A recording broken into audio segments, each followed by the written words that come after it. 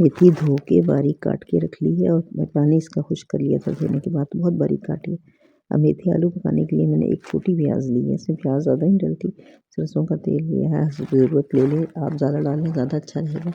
और इसमें प्याज डाल के इसको हल्का रंग आने तक इसको फ्राई करना है। उसके बाद ये ज़्यादा तेज़ नहीं करनी।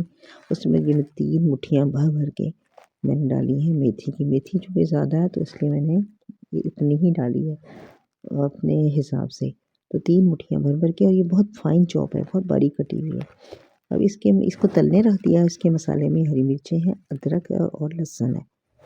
और अदरक लहसुन जो है ना ये जो है इसको हमने कूट लेना है। जितनी देर में ये मेथी फ्राई होगी, तेज़ आंच पे फ्राई करनी है, तो इतनी देर में ये लहसुन अदरक कूट जाएगा।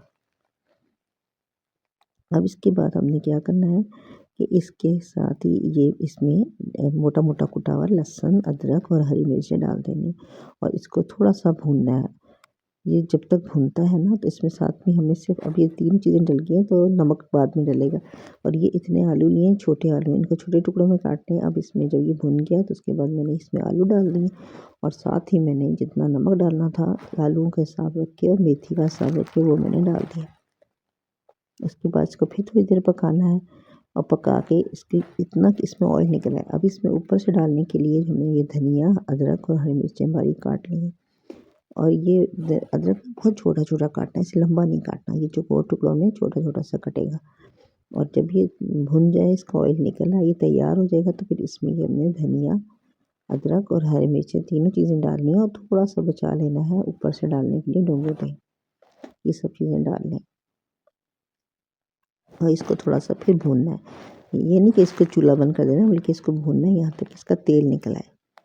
अब इसमें पानी नज़र आ रहा है ना, भुनने के बाद ये पानी नज़र ना आए बल्कि तेल निकल आए, इतनी देर तक इसको भूनना। और तेल मैंने इसमें सरसों का इस्तेमाल किया, आप आम कुकिंग ऑयल भी इस्तेमाल कर सकते हैं। ये अदरक थोड़ा सा गल जाएगा, जब हम इसे भूनेंगे तो अदरक की तेज़ी कम हो जाएगी और ये गल जाएगा।